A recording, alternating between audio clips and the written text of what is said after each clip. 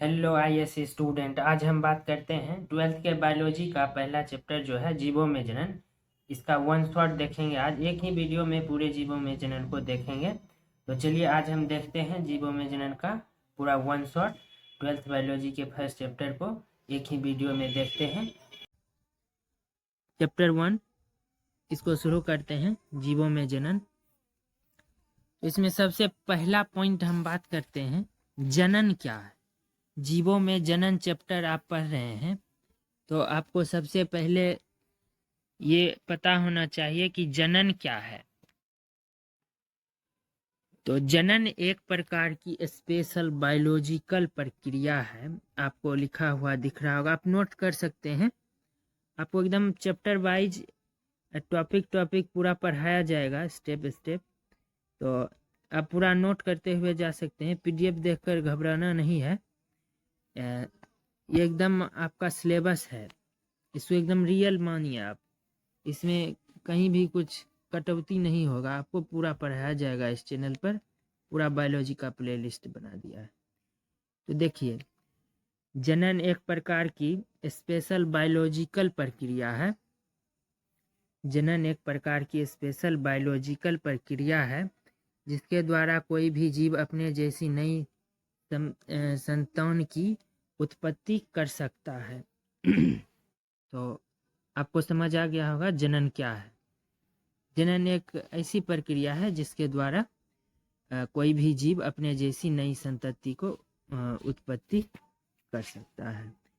तो जीव जनन क्यों करता है, जनन करने का आवश्यकता क्या है। तो जीव जनन क्यों करता है, चलिए इस पर बात करते हैं। इस धरती पर पाए जाने वाले सभी जीवों की एक निर्धारित आयु सीमा होती है जिसके पश्चात उसकी मृत्यु हो जाती है। ये बात तो आपको पता होगा। लेकिन सभी जीव चाहते हैं उसकी प्रजाति का अस्तित्व इस धरती पर बना रहे, और जनन ही एकमात्र ऐसी प्रक्रिया है जिसके द्वारा वे अपने प्रजाति का अस्तित्व इस धरती पर बनाकर रख सकते हैं। इसलिए जीव जनन करते हैं। तो आपको पता चल गया जीव जनन क्यों करता है, जनन का आवश्यकता क्यों पड़ा, जनन क्या है। अब इसमें सबसे इम्पोर्टेंट पॉइंट है, आपको पता होना चाहिए, जरूर जानना चाहिए आपको, वो है जीवन काल, लाइफ स्पेन। तो चलिए हम सीधे बात करते हैं लाइफ स्पेन के बारे में। तो देखिए जीवन काल क्या है। जीवन काल का मतलब है कि अगर किसी व्यक्ति का जन्म अगर किसी व्यक्ति का जन्म 2000 ईस्वी में हुआ, ठीक है, और वो 2023 में मर गए, तो इसका जीवन काल हो जाएगा आपको 23 साल। लेकिन अगर प्राकृतिक रूप से ये मरा है तो इसको हम जीवन काल में लेंगे, लाइफ स्पेन मानेंगे। लेकिन अगर एक्सीडेंटल मृत्यु हुई है, आकस्मिक दुर्घटनावश, तो इसको हम इसमें नहीं जोड़ेंगे। तो इसी हिसाब से आप देख सकते हैं, इसका परिभाषा आपको दिखाते हैं जीवन काल का। किसी भी जीव के जन्म से लेकर उसके प्राकृतिक मृत्यु समझ रहे हैं। प्राकृतिक मृत्यु का मतलब कि नेचुरल डेथ होना चाहिए, एक्सीडेंटल नहीं। जो नेचुरल जिनका डेथ होता है तो इनको हम जोड़ेंगे। जैसे किन्हीं का डेथ 80 साल में होगा, किन्हीं का 70 साल में, कोई 50 साल में ही चल बसेंगे। तो ये हुआ नेचुरल डेथ जिनका होता है, उनको हम गिनती में लेते हैं। तो प्राकृतिक मृत्यु के बीच के समय को उसका जीवन काल कहा जाता है। तो किसी का मृत्यु 80 साल में होगा, किसी का 70 में, किसी का 60 में, किसी का 50 में। तो अगर मान के चलिए 4 आदमी है, कोई 40 साल में चल गए, कोई 50 में, कोई 60 में, कोई 80 में, ठीक है, 80 में। आप सभी को जोड़ेंगे तो 230 होता है, और 4 आदमी है तो इसको 4 से आप डिवाइड कर देंगे,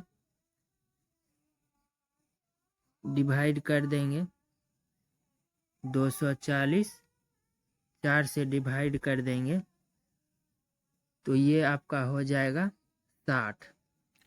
और यही जो है औसतन जीवन काल होता है। औसतन मतलब एवरेज। एवरेज मतलब ये नहीं कि सभी 60 साल में मरेंगे या सभी मनुष्य 60 साल में मरता है, ऐसा नहीं है। एवरेज, एवरेज का मतलब आप समझ रहे होंगे। तो ये हो गया एवरेज, तो एवरेज आप समझ गए होंगे। उसके बाद हम बात करते हैं किसी भी जीव की आयु उसके आकार और आकृति पर निर्भर, किसी भी जीव की आयु उसके आकार और आकृति जटिलता पर निर्भर नहीं करता। अब आपको एग्जांपल दिखा देता हूँ, जैसे आप देखिए क्रो कौवा और पैरोट तोता। कौवा और तोता आकार और आकृति में लगभग सेम है। ये जो आप सिंबल देख रहे हैं यहाँ पर, ये जो सिंबल है बीच में, ये लगभग सेम का सिंबल है, सूचित करता है कि लगभग। जिससे ऐसे बराबर दे देंगे ऐसे तो ये हुआ बराबर, लेकिन ये हुआ लगभग बराबर। तो दोनों का आकृति और आकार लगभग सेम है, लेकिन आप एज में देख लीजिए कितना डिफरेंस है। ये कौवा सिर्फ 15 से 20 साल ही जीवित रहता है और तोता 140 साल तक जिंदा रहता है। अब वही बात हम कर लेते हैं वृक्ष में। तो देखिए बनियन ट्री, बरगद का पेड़ और पीपल, दोनों का जटिलता लगभग सेम है। दोनों लगभग विशाल बराबर रहते हैं, लेकिन बरगद का सिर्फ 200 से 300 ईयर ही जीवन काल है, लेकिन पीपल के पेड़ का जीवन काल 2500 से 300 साल है। 3000 साल, 2500 से 3000 साल तक एक पीपल का पेड़ रहता है, उसके बाद ही वो सूखेगा। तो चलिए, तो किस बात पर निर्भर करता है जीवन काल किसी भी जीव का?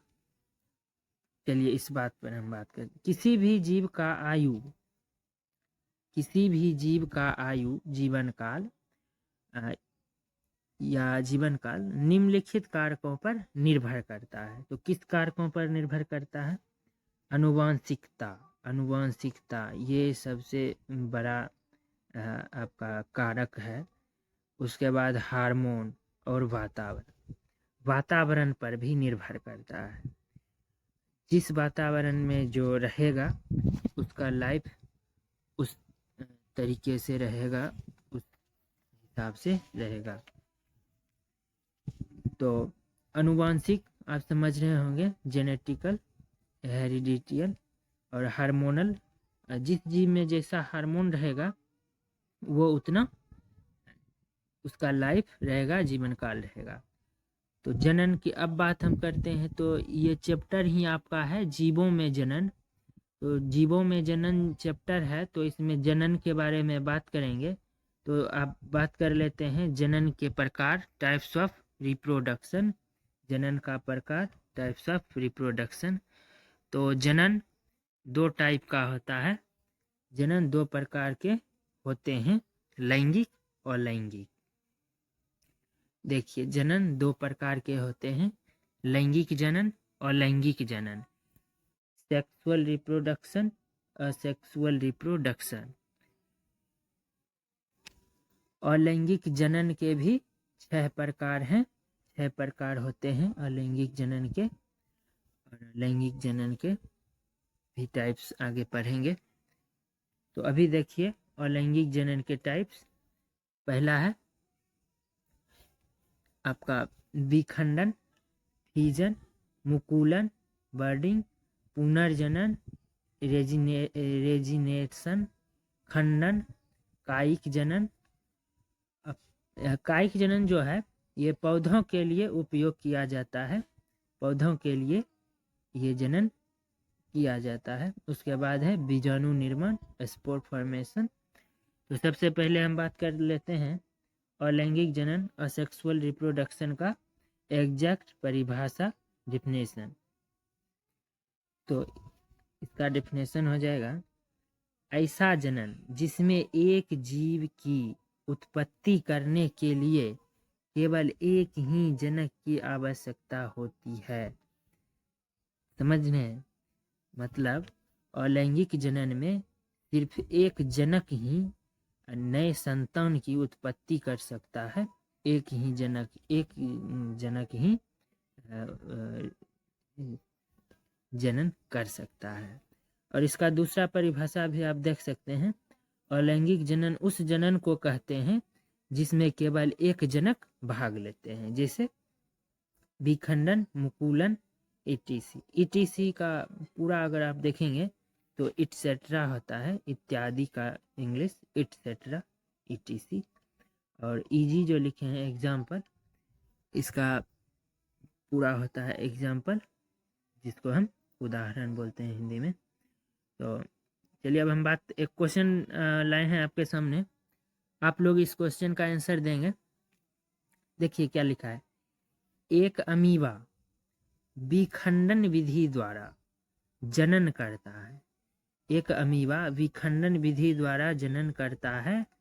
एक परखंडली में उसे अमीबा को रखा गया है और 30 मिनट बाद यह देखा गया यह परखंडली आधी भर चुकी है।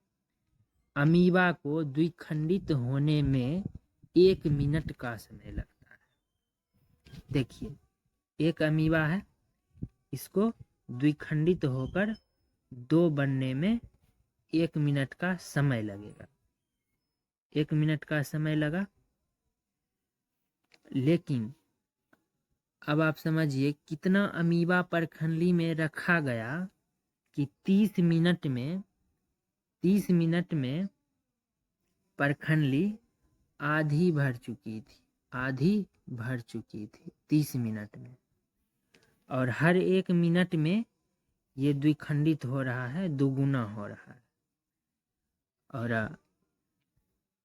अब आपको बताना है कि तो उस परखंडली को पूरा भरने में कितना समय लगेगा। तो आप समझ सकते हैं, बहुत आसान क्वेश्चन है। देखिए सिर्फ 1 मिनट में ये द्विखंडित हो जाता है, 1 से 2 हो जाता है, सिर्फ 1 मिनट में। अगर 1 मिनट में द्विखंडित हो रहा है, अगर पहले से आधा भरा हुआ है, तो सिर्फ 1 मिनट बाद ही ये इतना और संख्या को उत्पन्न कर देगा, नए जीव को उत्पन्न कर देगा। और सिर्फ 1 मिनट बाद ही पूरा परखंडली भर जाएगा। समझ रहे हैं? सिर्फ 1 मिनट में ही पूरा परखंडली भर जाएगा। जरा सोचिए, बहुत आसान क्वेश्चन है। तो पहले से 30 मिनट लग चुका था, अब सिर्फ 1 मिनट और लगेगा और पूरा परखंडली भर जाएगा। तो पूरा परखंडली को भरने में 31 मिनट लगेगा। इसका आंसर आप यहाँ देख लीजिए, 31 मिनट। मैंने थोड़ा नीचे में आंसर जानबूझ कर दिया था ताकि आप लोग ऊपर क्वेश्चन से बनाए। तो देखिए सिर्फ 31 मिनट में ये पूरा भर जाएगा। अब फिर से आपके लिए दूसरा क्वेश्चन है, एक अमीबा या जीवाणु द्विखंडित विधि के द्वारा जनन करते हैं तो 5 पीढ़ी के बाद उसकी संख्या कितनी होगी। तो 5 पीढ़ी मतलब अभी अगर 1 है तो अगले पीढ़ी में ये द्विखंडित होकर 2 हो गया, तो अगले पीढ़ी में ये द्विखंडित होकर 4 हो जाएगा और उसके अगले पीढ़ी में ये 8 हो जाएगा। और इसी तरह से 5 पीढ़ी में आपको देखना है कि इसका कितना संख्या हो जाएगा। तो यहाँ पर आप देख सकते हैं ये हो गया आपका पहला पीढ़ी, ये दूसरा पीढ़ी और ये तीसरा पीढ़ी। तो चौथे पीढ़ी में हो जाएगा, ये तो जनक था और ये द्विखंडित होकर ये हो गया पहला पीढ़ी और ये दूसरा पीढ़ी और ये तीसरा पीढ़ी। तो चौथे पीढ़ी में हो जाएगा 16 और पांचवें पीढ़ी में हो जाएगा 32। तो आपका आंसर यहाँ पर दिख रहा होगा 32। तो इसका फार्मूला भी आप देख सकते हैं 2n, मतलब 2 के ऊपर n का स्क्वायर है, ऐसे ही लिखाता है यहाँ पर सॉफ्टवेयर में।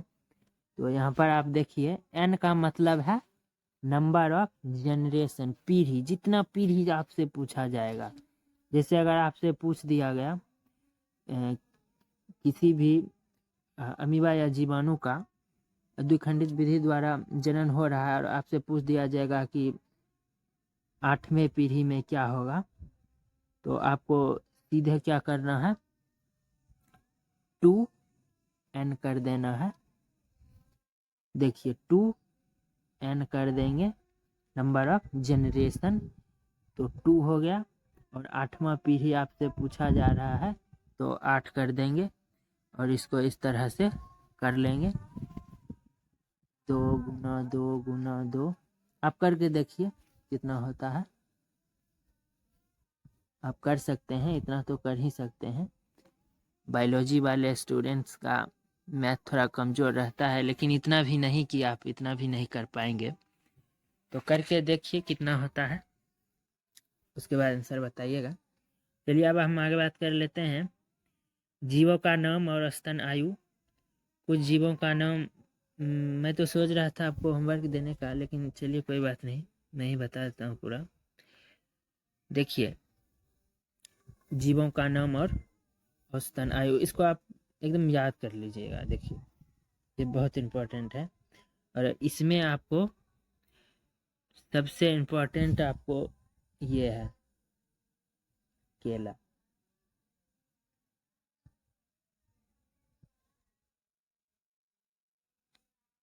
केला का जो है, अच्छा इसमें देखिए मैं आपको बता देता हूँ, हटाइए इसको।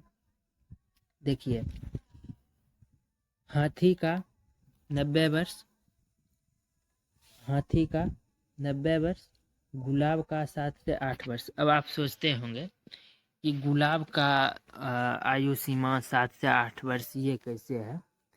गुलाब को तो आप काट कर ठल्ली लगाते हैं टहनियाँ तो फिर से हो जाता है, लेकिन मैं आपको बता दूं एक बार टहनी आप जहाँ लगाएंगे वहाँ पर उसको 7 से 8 साल छोड़ेंगे तो वो जो है बहुत सारे बीज को निर्माण करने के बाद वो खुद जो है सूख जाएगा। ये 8 साल के बाद नहीं, ऐसे आप लगाए होंगे तो इसको अगर काट भी देते होंगे तो ये फिर से पनप जाता होगा, लेकिन जब इसका एज हो जाएगा 7-8 साल हो जाएगा उसके बाद ये नहीं पनपेगा।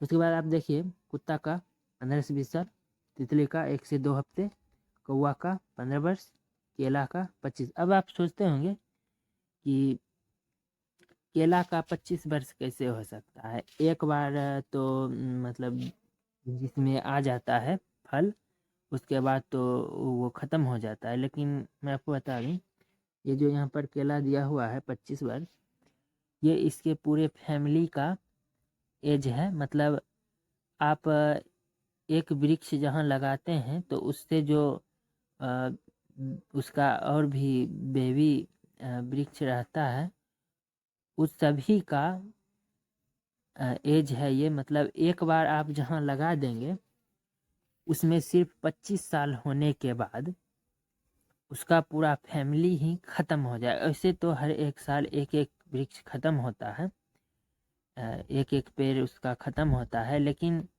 25 साल के बाद उसका पूरा फैमिली ख़त्म हो जाएगा। 25 साल के बाद उसका एक भी नेक्स्ट जनरेशन भी नहीं होगा। उसके बाद हम बात करते हैं गाय का 15 से 20 साल, 15 से 25 साल, तोता 140 साल, मगरमच्छ 60 साल, घोड़ा 60 साल, फलमक्खी 2 हफ्ते, धान 3 से 4 महीने में हो जाता है, देखे होंगे आप। उसके बाद कछुआ 100 से 150 साल। उसके बाद है बरगद 200 से 300 साल। तो आप यहाँ तक समझ गए होंगे। आप आगे देखिए। अब है आपका लैंगिक जनन। तो लैंगिक जनन का परिभाषा देखिए। लैंगिक जनन एक ऐसा जनन होता है जिसमें 2 जनक भाग लेते हैं। इस प्रक्रिया के जनक में युग्मक, गैमेट, युग्मक का इंग्लिश हो जाएगा आपको गैमेट का निर्माण तथा उसका संलयन होता है, जिसके परिणाम स्वरूप एक कोशिका का निर्माण होता है जिसे भ्रूण हिंदी में जायगोट, इंग्लिश में जायगोट कहते हैं। लैंगिक तथा अलैंगिक जनन में तो आप यहाँ तक आप समझ गए होंगे अलैंगिक जनन क्या है और लैंगिक जनन क्या है। लैंगिक जनन में क्या होता है और लैंगिक जनन में क्या होता है।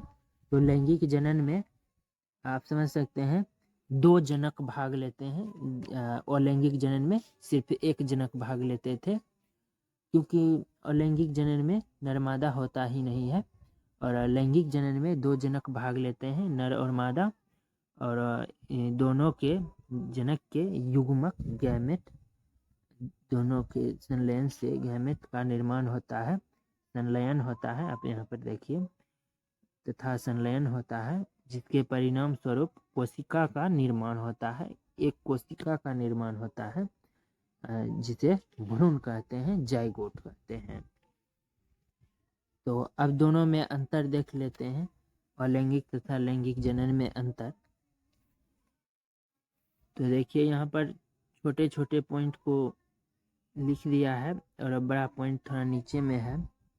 तो देखिए लैंगिक तथा अलैंगिक जनन में अंतर आप नोट कर सकते हैं। इसमें क्या है, अलैंगिक जनन एक यूनिपेरेंटल प्रक्रिया है।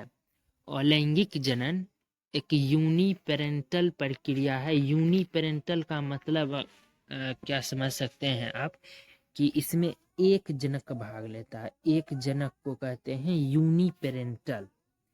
और अलैंगिक जनन क्या है, बाय पेरेंटल प्रक्रिया है। बाय पेरेंटल मतलब सॉरी, देखिए यहाँ पर थोड़ा सा मिसप्रिंटिंग है। यहाँ पर जो है लैंगिक जनन होना चाहिए था, यहाँ पर अलैंगिक प्रिंट हो चुका है। चलिए आप समझ जाइएगा, थोड़ा मिस्टेक हुआ है।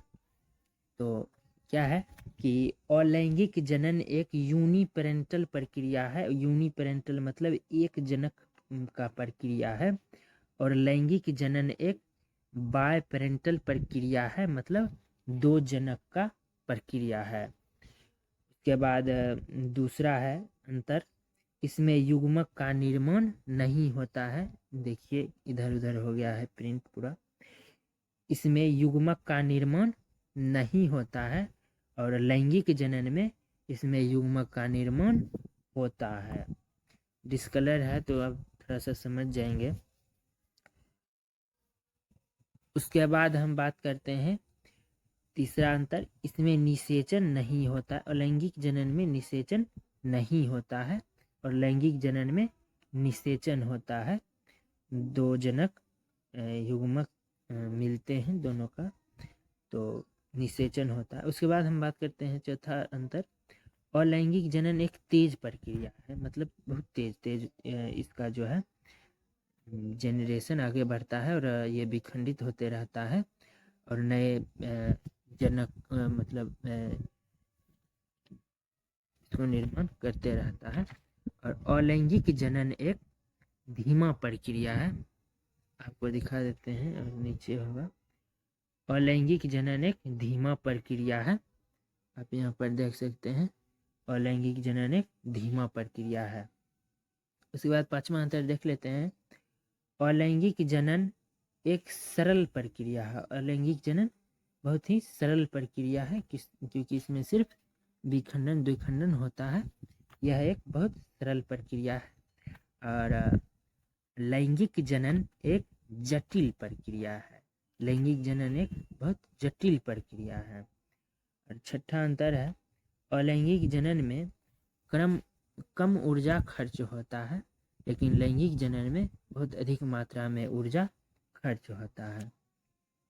अलैंगिक जनन की संतान आनुवंशिकी तथा आकारिकी रूप से अपने जनक के बिल्कुल 100% समान होता है। ये सबसे बड़ा अंतर। आप इसको लिखेंगे तो आपको बहुत अच्छे मार्क्स मिलेंगे।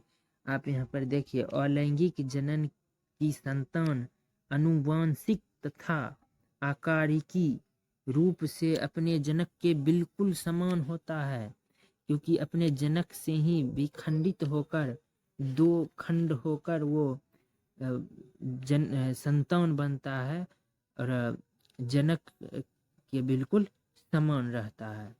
उसके बाद हम बात करते हैं लैंगिक जनन की संतान आनुवंशिकी तथा आकारिकी दोनों रूप से उनका बिल्कुल समान नहीं होता है, थोड़ा सा अंतर रहता है। और यही अंतर जो है धीरे धीरे अंतर होते होते पीढ़ी दर पीढ़ी अंतर होते होते कर्मिक विकास हो जाता है। कर्मिक विकास चैप्टर है पूरा आपका एक, उसमें आप पढ़ेंगे। तो अभी आप देख लीजिए, अलैंगिक जनन में कर्मिक विकास नहीं होता है। देखिए यहाँ पर ये भी बहुत इम्पोर्टेंट आपका ये लाइन है, ये पॉइंट है। और लैंगिक जनन में कर्मिक विकास नहीं होता है और लैंगिक जनन में कर्मिक विकास होता है। ये बहुत बड़ा अंतर है। अब देखिए, लैंगिक और लैंगिक जनन का उदाहरण। तो एग्जाम्पल में आप अमीबा, यूग्लिना, पैरामीशियम, ईस्ट जीवाणु आदि को और लैंगिक जनन में देख सकते हैं, रखा गया है।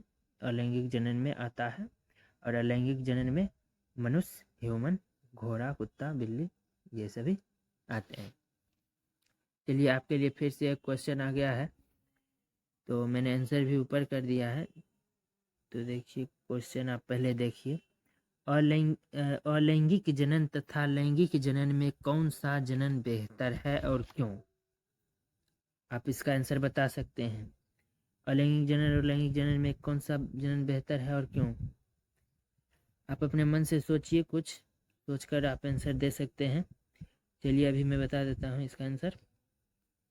तो देखिए इसका आंसर बहुत ही सरल है। अलैंगिक जनन और लैंगिक जनन में लैंगिक जनन बेहतर है।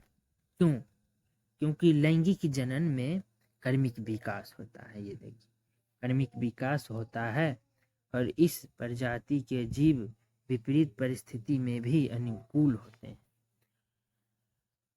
और लैंगिक जनन वाले जीव में क्या होता है कि विपरीत परिस्थिति आने पर पूरा का पूरा नष्ट होने लगता है, या तो मुकुलन होने लगता है, उसमें बहुखंडन होने लगता है, केंद्रक का निर्माण करने लगता है। ये आपको आगे समझ आ जाएगा, लेकिन आप यहाँ पर क्वेश्चन आप अभी समझ सकते हैं। और लैंगिक जनन और लैंगिक जनन में लैंगिक जनन बेहतर है, क्योंकि लैंगिक जनन में कर्मिक विकास होता है। आप सिर्फ इतना समझ। आपका विखंडन, जो कि विखंडन भी दो प्रकार के होते हैं, द्विखंडन और बहुखंडन। तो द्विखंडन क्या है? द्विखंडन अलैंगिक जनन की एक विधि है। इस विधि में जनक विभाजित होकर दो संतति में विखंडित हो जाता है और इसका एग्जाम्पल है अमीबा। तो देखिए इस अमीबा में होता क्या है कि ये है जनक, और जनक जो है दो संतति में विखंडित होकर विभाजित हो जाता है। तो इसी को कहते हैं द्विखंडन विधि द्वारा जनन। और इसी का और एग्जाम्पल है पैरामीशियम। पैरामीशियम में क्या होता है? अनुप्रस्थ द्विखंडन होता है। अनुप्रस्थ मतलब बीच से ऐसे कटेगा सीधा सीधी, तो ये अनुप्रस्थ द्विखंडन विधि द्वारा जनन होगा, जो कि पैरामीशियम में होता है। और इस पैरामीशियम का आकार जो है आप देख सकते हैं चप्पल के आकार का होता है। अब इसके बाद हम बात करते हैं युगलीना के बारे में। तो युगलीना में क्या होता है? युगलीना में लंबवत द्विखंडन विधि द्वारा जनन होता है।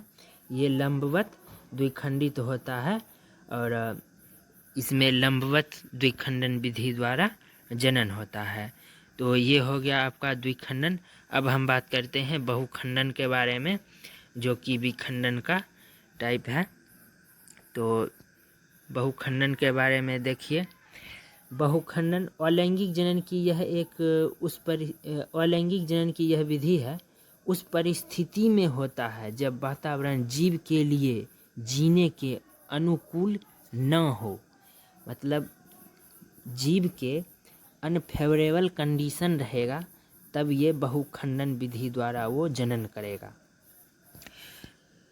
इस विधि में जीव अपने चारों तरफ एक परत बना लेता है तथा उसके बाद केंद्रक का निर्माण शुरू कर देता है, जिस कारण से एक ही कोशिका के अंदर बहुत सारे केंद्रक बन जाते हैं।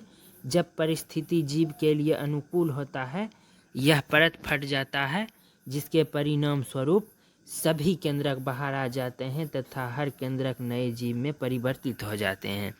देखिए इसमें होता क्या है, जनक जो है, जनक का जब जीने के फेवरेबल कंडीशन नहीं रहता है तो जनक अपने अंदर जनक जो है एक परत बना लेता है और उस परत के अंदर बहुत सारे केंद्रक का निर्माण करने लगता है।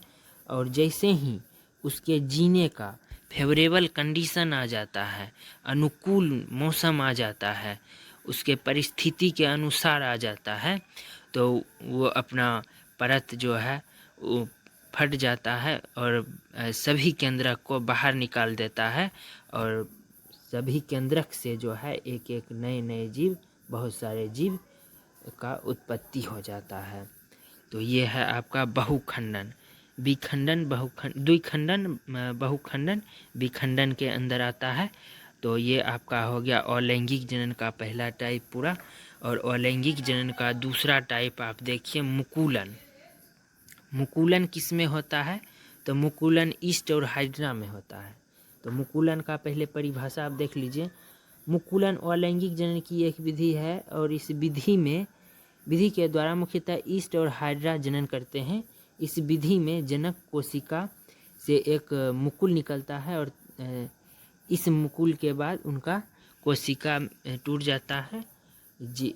टूटे हुए कोशिका एक नए जीव में परिवर्तित हो जाता है। ईस्ट और हाइड्रा ये दोनों जो है मुकुलन विधि के द्वारा जनन करता है। ईस्ट एक कवक है, एक कोशिकीय कवक है और बाकी सभी कवक जो है बहुकोशिकीय कवक होता है। तो ईस्ट ही एक ऐसा कवक है जो कि एक कोशिकीय होता है, बाकी सभी कवक जो है बहुकोशिकीय कवक होता है। तो देखिए मुकुलन कैसे होता है।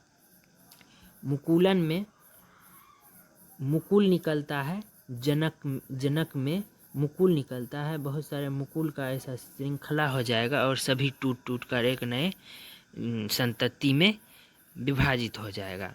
तो इसमें कुछ और पॉइंट्स हैं, चलिए पॉइंट्स को भी देख लेते हैं। ईस्ट एक प्रकार का कवक है जो कि एक कोशिकीय होता है, बाकी सभी कवक जो है बहुकोशिकीय होता है, जो कि मैंने आपको पहले ही बता चुका है। तो उसके बाद इसका दूसरा पॉइंट आप देख लीजिए, ईस्ट का वैज्ञानिक नाम भी दिया गया है। उसके बाद हम बात करते हैं ईस्ट का उपयोग ब्रेड, केक, इडली, डोसा आदि बनाने में भी उपयोग किया जाता है। उसके बाद ईस्ट का उपयोग शराब बनाने में भी किया जाता है।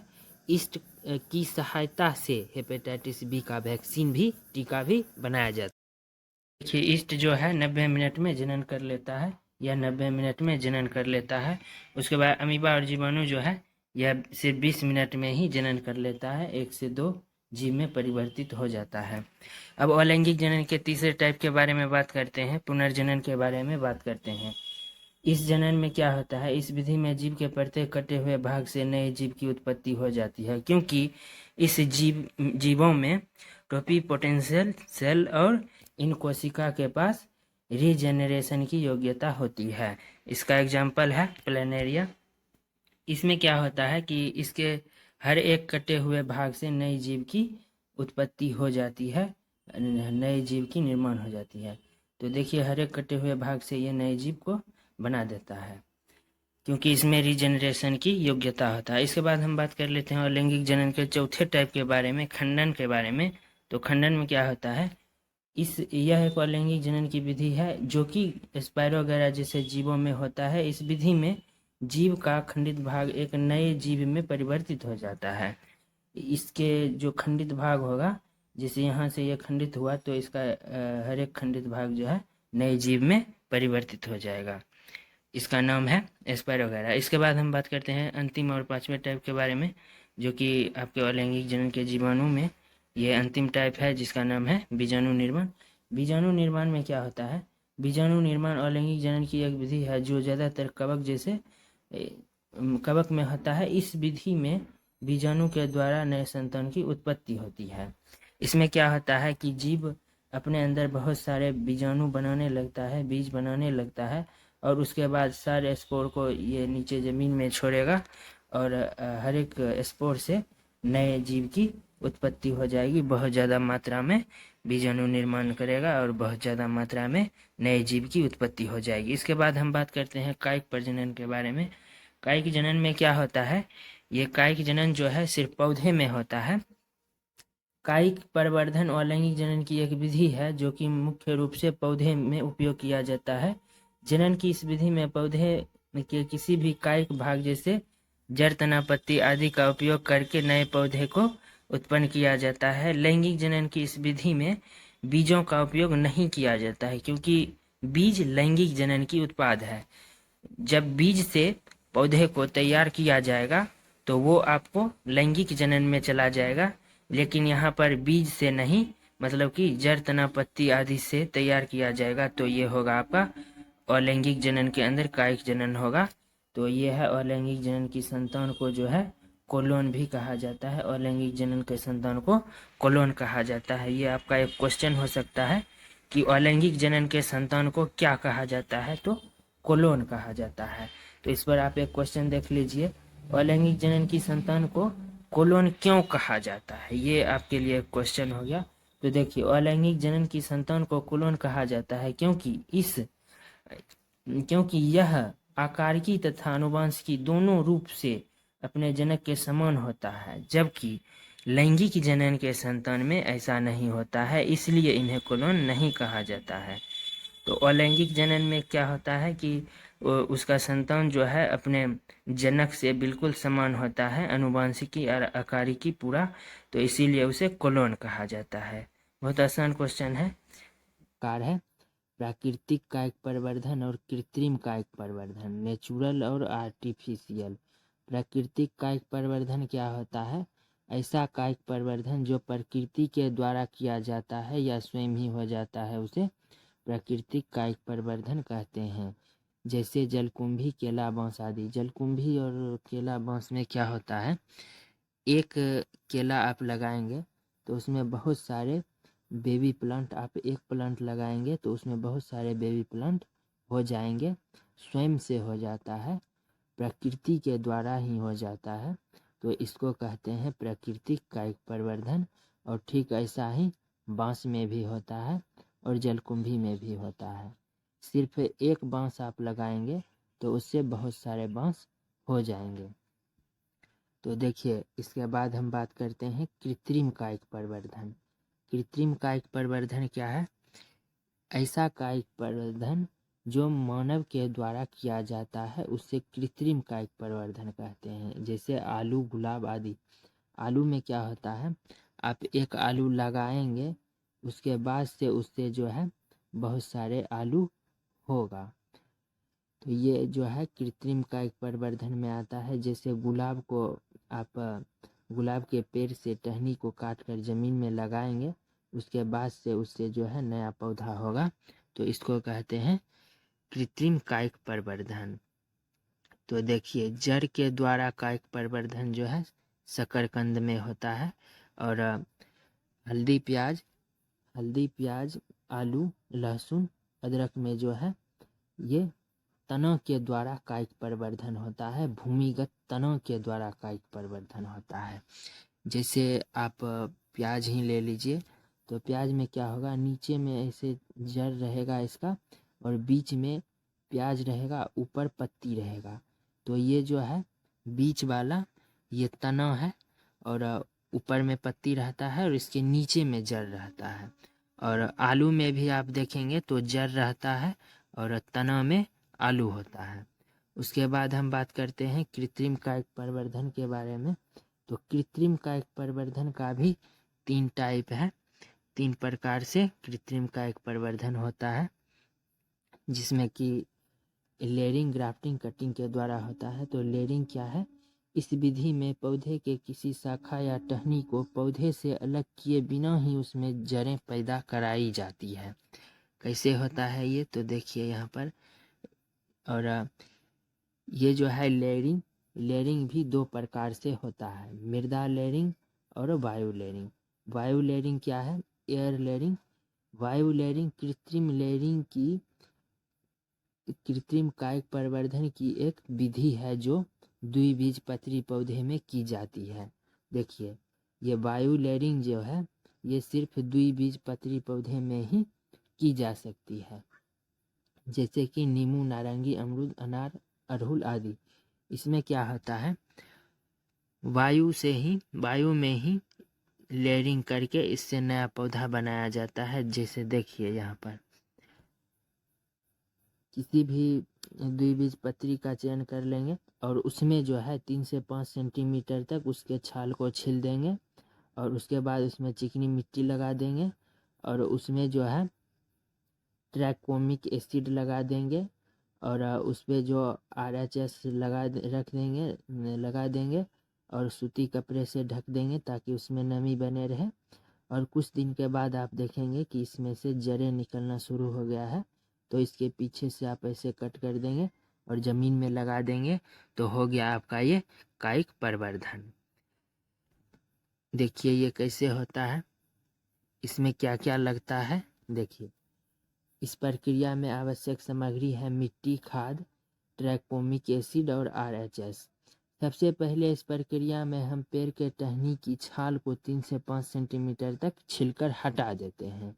उसके बाद पेड़ के टहनी को छीलने के बाद हम उस पर चिकनी मिट्टी तथा ट्राइकोमिक एसिड लगा देते हैं तथा उस पर जो है थोड़ा सा खाद डाल देते हैं। बाद में उस पर RSH डाल देते हैं। उसके बाद उसे सूती कपड़े से ढक देते हैं ताकि उसमें जो है नमी बने रहे। कुछ दिनों के बाद हम देखते हैं उसमें जड़ें निकलना शुरू हो गई। उसके बाद हम उसे काट कर मिट्टी में लगा देते हैं, ज़मीन में लगा देते हैं। तो ये हो गया आपका पहला वायु लेयरिंग। तो इसके बाद अब हम देखते हैं मृदा लेयरिंग। मृदा लेयरिंग कैसे होता है? मृदा लेयरिंग जो है इस प्रक्रिया में सबसे पहले पौधे के एक लचीली टहनी को मिट्टी में दबा दिया जाता है। कुछ दिनों के बाद हम देखते हैं उस टहनी में जड़ सहित एक नया पौधा उत्पन्न हो गया। ये जो है बेर में किया जाता है। देखिए ये कैसे होता है। तो देखिए यहाँ पर इसमें क्या होता है, आप किसी एक लचीले टहनी को लेंगे और ज़मीन में इसको दबा देंगे और कुछ दिन के बाद देखेंगे कि जड़ सहित एक नया पौधा बन गया। उसके बाद आप यहाँ से काट देंगे और ये एक नया पौधा हो जाएगा। देखिए उसके बाद है आपका ग्राफ्टिंग। ग्राफ्टिंग में क्या होता है, ग्राफ्टिंग का एक प्रवर्धन एक ऐसी विधि है। इस विधि में 2 या 2 से अधिक पौधे को जोड़कर नया पौधा तैयार किया जाता है जो कि उन्नत प्रकार का होता है। इसमें जो है 2 अलग अलग पौधे को जोड़ दिया जाता है। देखिए जैसे कि यहाँ देख रहे होंगे, इसमें जो है ये जड़ किसी और पौधे का और तना किसी और पौधे को लेकर जोड़ दिया जाता है। तो इससे जो नया पौधा बनेगा वो आपका उन्नत किस्म का बनेगा, वो आपका संकर किस्म का बनेगा। देखिए इसमें क्या होता है, इस विधि में जिस पौधे का आप जड़ लेंगे उसको स्टॉक बोलते हैं और जिस पौधे का आप तना लेंगे उसको एस्सियन बोलते हैं। दोनों को जोड़कर एक नया पौधा बनाया जाता है जो कि उन्नत किस्म का होता है। तो ये हो गया आपका प्रत्यारोपण, ग्राफ्टिंग। अब इसके बाद हम बात करते हैं कटिंग के बारे में। कटिंग में क्या होता है, यह एक कृत्रिम कायिक प्रवर्धन है। इस विधि में जड़, तना, पत्ती आदि से काट कर जो है जड़ तना पत्ती आदि को काट कर उससे नया पौधा बनाया जाता है, जैसे रोज, चाय पत्ती और शीशम। देखिए गुलाब का जो है आप तना को काट कर, टहनी को काट कर जमीन में लगा देंगे तो एक नया पौधा हो जाएगा। तो ये हो गया आपका तनों से कटिंग करके कायिक प्रवर्धन।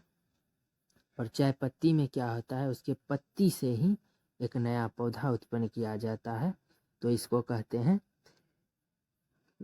पत्ती के द्वारा कायिक प्रवर्धन। और शीशम में क्या होता है, शीशम का जब जड़ लगाएंगे, शीशम के पेड़ का जड़ लगाएंगे तब जा कर के आपको एक नया पौधा उससे होगा, तो इसको कहते हैं कटिंग के द्वारा कायिक प्रवर्धन जड़ तना पत्ती से। ऐसे ही तो देखिए कटिंग में क्या होता है, आप किसी भी पौधे का जो है बीज से काट कर मिट्टी में लगा देंगे तो इससे ये नया हो जाएगा पौधा। यही है आपका कटिंग। चलिए एक क्वेश्चन देख लेते हैं उसके। अभी हम बात करते हैं लैंगिक जनन के बारे में, जो कि स्तनधारी जीवों में होता है। तो चलिए इसके बारे में जानते हैं। जब नर और मादा युग्मक जैसे शुक्राणु तथा अंडाणु के संलयन से नए जीव की उत्पत्ति होती है, उस जनन को लैंगिक जनन कहते हैं। जिस जनन में संलयन होगा, निषेचन होगा, उसे लैंगिक जनन कहते हैं। और अलैंगिक में क्या होता था, उसमें सिर्फ एक ही जीव नए संतान में परिवर्तित हो जाते थे। उनके बहुत भी टाइप से द्विखंडन बहुत सारे टाइप से वो जो है नए संतान में परिवर्तित हो जाते थे। लेकिन इसमें क्या है, इसमें नर और मादा के युग्मक संलयन होंगे, उससे जो नया संतान बनेगा, उसके बाद नया संतान उत्पन्न होगा, तो ये है आपका लैंगिक जनन। तो देखिए नर में जो शुक्राणु रहता है स्पर्म, और मादा में रहता है अंडाणु जिसे ओवम कहते हैं। ठीक है, तो इसमें आपको कंफ्यूज नहीं होना है। नर में शुक्राणु होता है, मादा में अंडाणु होता है, इसमें कंफ्यूजन दूर कर लीजिए, इसमें कभी कंफ्यूज मत होइएगा। उसके बाद देखिए अलैंगिक जनन की कुछ विशेषताएं देख लेते हैं। लैंगिक और अलैंगिक जनन में बहुत अंतर है, तो इसमें क्या विशेषता है और लैंगिक जनन में क्या विशेषता था, दोनों बात करेंगे इसमें। देखिए इनमें दो युग्मक भाग लेते हैं, नर एवं मादा, ये इनका एक विशेषता हो गया। और लैंगिक जनन में हमें युग्मक की आवश्यकता होती है। लैंगिक जनन के बिना युग्मक के संतान की प्राप्ति नहीं हो सकती। लैंगिक जनन के बिना युग्मनज बनेगा ही नहीं, और युग्मनज के बिना संतान की प्राप्ति नहीं हो सकती।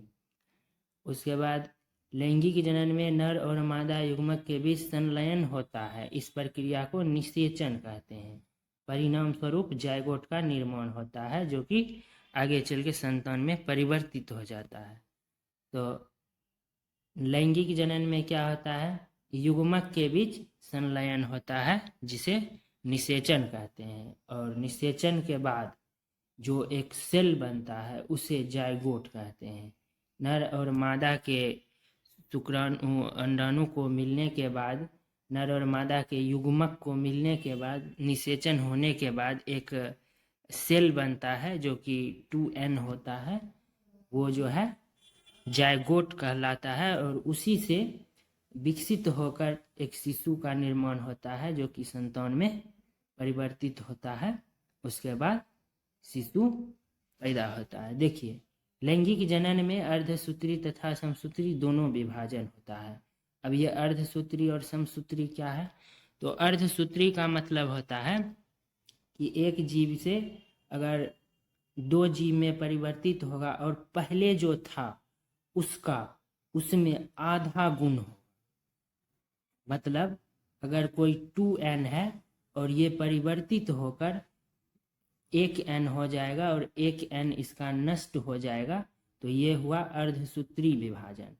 अगर यदि कोई जीव या कोई सेल जो कि परिवर्तित हुआ, मतलब विभाजन हुआ, और पहले से 2n था, विभाजन होने के बाद भी जो 2 सेल बना दोनों 2n है, 2n है, तो ये समसूत्री विभाजन हुआ। देखिए अगर समसूत्री विभाजन होगा लैंगिक जनन में तो नर का भी समसूत्री और मादा का भी समसूत्री, तो उसका जो संतान होगा वो दुगुना हो जाएगा। अपने संतान मतलब अपने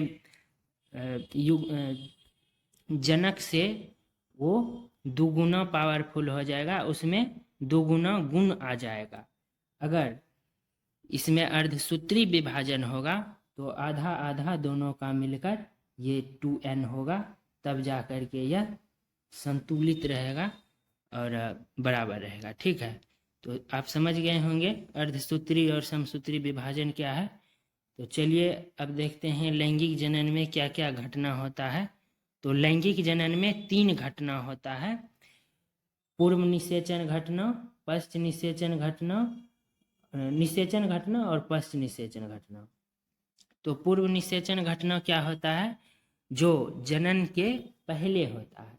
लैंगिक जनन में ऐसी घटना जो निषेचन से पहले होती है उन घटनाओं को पूर्व निषेचन घटना कहते हैं। जैसे नर में और मादा में युग्मक का निर्माण होना, युग्मक का निर्माण होना, युग्मक जनन होना, जैसे शुक्राणु और अंडाणु का जनन होना। जैसे निषेचन से पहले, जनन से पहले नर में और मादा में दोनों में युग्मक बनता है, तो इसको कहते हैं पूर्व निषेचन घटना।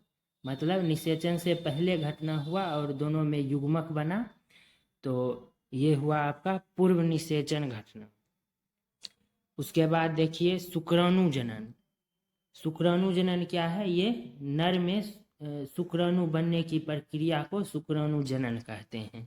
मतलब निषेचन से पहले नर में शुक्राणु बनेगा और मादा में अंडाणु बनेगा, तो उसी को बनने की प्रक्रिया को, नर में शुक्राणु बनने की प्रक्रिया को शुक्राणु जनन और मादा में अंडाणु बनने की प्रक्रिया को अंडाणु जनन कहते हैं। अब देखिए आकार और आकृति के आधार पर युग्मक के भी 3 प्रकार होते हैं, जैसे सम युग्मक, विषम युग्मक, असम युग्मक और विषम युग्मक। तो देखिए सम युग्मक और असम युग्मक किस किस में होता है। तो देखिए सबसे पहले सम युग्मक को देखते हैं। सम युग्मक में क्या है, जब नर और मादा दोनों युग्मक की आकार और आकृति बिल्कुल एक जैसी होती है उसे सम युग्मक कहते हैं। इसके नाम से ही आपको क्लियर होगा। जैसे देखिए ये नर और ये मादा का युग्मक है और दोनों एकदम सेम है, आकार और आकृति दोनों सेम है, तो ये सम युग्मक है, जो कि क्लाइडोफोरा नामक एक शैवाल में ऐसा होता है। मतलब इसमें नर और मादा दोनों का जो है युग्मक एकदम समान रहता है। तो इसका उदाहरण हो गया आपको क्लाइडोफोरा। इसके बाद असम युग्मक के बारे में बात करते हैं। तो असम युग्मक में क्या होता है, आकार सेम रहेगा लेकिन आकृति अलग रहेगा। देखिए जब नर और मादा के युग्मक की आकृति एक जैसी होती है परंतु आकार अलग अलग होते हैं, तो इस प्रकार के युग्मक को असम युग्मक कहते हैं। स्पाइरोगैरा इसका उदाहरण है। देखिए स्पाइरोगैरा में क्या होगा, आप ऊपर से देखेंगे तो ये नीचे वाला जो है नर, ये मादा है और ऊपर वाला नर है, ये मेल है और ये फीमेल है। लेकिन ऊपर से आप देखेंगे तो देखने में दोनों सेम लगेगा, लेकिन इसका आकृति जो है अंदर का डीएनए का ये अलग अलग है, लेकिन आकार लगभग लगभग दोनों का सेम है। ये हो गया आपका असम युग्मक। लेकिन अब देखिए विषम युग्मक। विषम युग्मक का सबसे बड़ा उदाहरण आप देख सकते हैं मनुष्य है, जिसका कि आप देखिए स्पर्म का आकार कैसा है और एग का आकार कैसा है। अंडाणु इस तरह का रहता है और स्पर्म इस तरह का रहता है, दोनों का आकार और आकृति दोनों एकदम बिल्कुल अलग अलग है। और इसको आप देखकर थोड़ा ध्यान दीजिएगा, ये जो है ये स्पर्म है, ना कि ये जनन अंग। कुछ लोग इसे जनन अंग भी समझ लेते हैं, तो ऐसा गलती नहीं करना है। देखिए जब नर और मादा युग्मक दोनों की आकार और आकृति दोनों अलग अलग होते हैं तो इस प्रकार के युग्मक को विषम युग्मक कहा जाता है। जैसे मानव स्तनधारी सभी आदि। देखिए आप देख सकते हैं दोनों का आकार आकृति बिल्कुल अलग है, और इन दोनों के मिलने को निषेचन कहते हैं, फ्यूजन कहते हैं। और फ्यूजन होने के बाद जाइगोट का निर्माण होता है, और जाइगोट से एम्ब्रॉय बनता है, भ्रूण बनता है और शिशु बनता है। तो ये हो गया आपका पूर्व निषेचन घटना। अब हम बात करते हैं निषेचन घटना में क्या होता है, निषेचन के बारे में। देखिए निषेचन क्या है। नर तथा मादा युग्मक के संलयन के परिणाम स्वरूप जाइगोट का निर्माण होता है, इसी प्रक्रिया को निषेचन कहते हैं। मतलब संलयन को आप निषेचन कहते हैं, निषेचन कह सकते हैं, और संलयन के परिणाम स्वरूप जाइगोट का जो निर्माण होगा युग्मनज का, उसे निषेचन कहते हैं। चलिए इसको और अच्छे से समझते हैं कुछ पॉइंट्स के सहारे। देखिए निषेचन को लैंगिक जनन की सबसे संकीर्ण अवस्था कहा जाता है, क्योंकि इसके होने का अवसर बहुत कम है। मतलब निषेचन होने का चांस जो है बहुत कम रहता है, क्योंकि एक बार में ही आप निषेचन नहीं कर सकते हैं, इसका भी टाइम पीरियड होता है, इसलिए इसका जो है चांस बहुत कम रहता है और अवसर बहुत कम रहता है। देखिए अब दूसरा पॉइंट देखते हैं। युग्मक एक कोशिका है जो कि हमेशा लैंगिक जनन के दौरान ही बनता है। युग्मक जो है ये सिर्फ और सिर्फ लैंगिक जनन में ही बनेगा और किसी भी जनन में नहीं बनेगा, सिर्फ और सिर्फ लैंगिक जनन में बनेगा। और युग्मनज हमेशा द्विगुणित रहता है, 2n रहता है। हमेशा युग्मनज जो है वो मेल और फीमेल के युग्मनज मिलने के बाद ही युग्मनज बनता है, जो कि 2n रहता है। तो देखिए युग्मनज जो है दो पीढ़ी के बीच की संयोजक कड़ी है। मतलब एक जो देखिए पहली पीढ़ी जिसमें युग्मनज का निर्माण हुआ तथा दूसरी पीढ़ी जिसकी उत्पत्ति युग्मनज से होगी। मतलब पहली पीढ़ी वो हुआ जो युग्मनज बना रहा है, जिसके बीच संलयन हो रहा है, और दूसरी पीढ़ी वो हुआ जो उससे उस युग्मनज से उत्पन्न होगा। तो ये दोनों को जोड़ने की कड़ी है, ये दोनों के बीच का ये अवसर होता है जो कि युग्मनज होता है। तो ये आपका निषेचन हो गया। अब पश्च निषेचन देखिए, निषेचन बहुत छोटा है। मतलब निषेचन किसे कहते हैं, युग्मनज को मिलने की प्रक्रिया को निषेचन कहते हैं। तो अब देखिए पश्च निषेचन, लैंगिक जनन की ऐसी घटना जो निषेचन के बाद होती है, इन्हें पश्च निषेचन घटना कहते हैं। मतलब लैंगिक जनन में क्या होता है, निषेचन होने के बाद कुछ टाइम लगता है, बीच का कुछ टाइम पीरियड होता है, जिसके बाद की शिशु का जन्म होता है। तो उसी बीच के टाइम को निषेचन के बाद की घटना को पश्च निषेचन घटना कहते हैं। जैसे देखिए जाइगोट बनने के बाद युग्मनज से भ्रूण का बनना तथा भ्रूण से एक विकसित संतान का उत्पत्ति होना, ये सभी प्रक्रिया जो होगा, ये सभी प्रक्रिया पश्च निषेचन घटना में होगा। तो निषेचन का भी प्रकार है। निषेचन के दो प्रकार हैं, बाह्य निषेचन और आंतरिक निषेचन। बाह्य निषेचन किसमें होता है, आंतरिक निषेचन किसमें होता है, इस बात को चलिए देखते हैं। बाह्य निषेचन, जब निषेचन मादा के शरीर के बाहर हो उसे बाह्य निषेचन कहते हैं। मछली, उभयचर आदि में ऐसा ही होता है। मतलब शरीर के बाहर हो, उभयचर आदि, इसमें क्या होगा कि निषेचन जो है शरीर के बाहर होगा। मतलब कि मेल जो फिश होगा वो अपना युग्मक बाहर छोड़ देगा और फीमेल जो है उसके युग्मक को खा जाएगी, और उससे निषेचन होगा और जाइगोट बनेगा, भ्रूण बनेगा और अंडे में परिवर्तित हो जाएगा, जो कि नए संतान में परिवर्तित होगा। मछली जो है अंडा देती है। तो देखिए इसमें जो है निषेचन होने का संभावना बहुत कम है, चांस बहुत कम रहता है। क्योंकि अगर फीमेल फिश जो है उसके युग्मक को नहीं खाएगी तो निषेचन नहीं हो सकता है, तो इसमें चांसेस बहुत कम रहता है।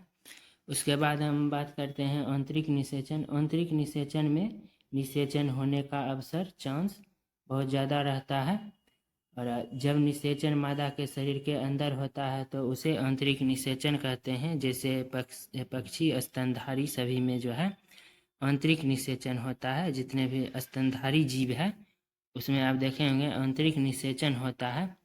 तो आंतरिक निषेचन क्या है, देखिए आंतरिक निषेचन में क्या होता है, मेल और फीमेल के युग्मक को मिलने के बाद जो है युग्मनज का निर्माण होता है, और मेल और फीमेल के बीच निषेचन होने के बाद मेल जो है अपना युग्मक फीमेल के बॉडी के अंदर छोड़ देता है, और अंदर में जो है ये देखिए मेल का ये गैमेट है जो कि शुक्राणु है, जो कि फीमेल के बॉडी के अंदर छोड़ा, और वो ये जो है शुक्राणु फीमेल के युग्मक के अंदर अंडाणु के अंदर निषेचन करके फ्यूजन करके ये एक सेल बनाएगा जिसको जायगोट कहेंगे, युग्मनज कहेंगे, और जायगोट से भ्रूण बनेगा, भ्रूण से आपका शिशु बनेगा। तो ये है आपका अलैंगिक जनन में निषेचन, और स्तनधारी जीवों में ये आंतरिक निषेचन है। तो आंतरिक निषेचन आप समझ गए होंगे। अब हम बात करते हैं संतान की उत्पत्ति के आधार पर भी जीव का प्रकार है, 2 प्रकार में बांटा गया है, आंतरिक निषेचन, अंडपरजक और सजीव परजक। ये संतान की उत्पत्ति के आधार पर जीव का प्रकार है, अंडपरजक और सजीव परजक। अंडपरजक सजीव परजक क्या होता है, अंडपरजक उस जीव को कहते हैं जो कि अंडे देते हैं। तो अंडे देने वाले जीव को आप अंडपरजक कह सकते हैं, जैसे कि मछली, उभयचर पक्षी आदि, जैसे मुर्गी, मछली, ये सभी जितने भी पक्षी सभी जो है अंडपरजक में आती है। देखिए ऐसे जीव जो अंडे देते हैं तथा अंडे से उनके संतान की उत्पत्ति होती है, ऐसे जीवों को अंडपरजक कहा जाता है। उसके बाद है सजीव परजक। सजीव परजक में सभी स्तनधारी आ जाएंगे, जितने भी स्तनधारी है इस धरती पर जीव, वो सभी जो है शिशु को जन्म देती है, संतान बनी हुई पूरी संतान की को उत्पत्ति करता है। तो ये जो है आपका सजीव परजक में आएगा। जैसे कि ऐसे जीव जो शिशु को जन्म देते हैं सजीव परजक कहलाता है। जैसे आप देख सकते हैं मनुष्य, गाय, भैंस, बकरी, घोड़ा आदि, ये सभी जो है ये शिशु को जन्म देती है, तो ये सभी स्तनधारी है, और ये सभी सजीव परजक कहलाते हैं। तो देखिए ये आपका जीवों में जनन चैप्टर हो गया समाप्त।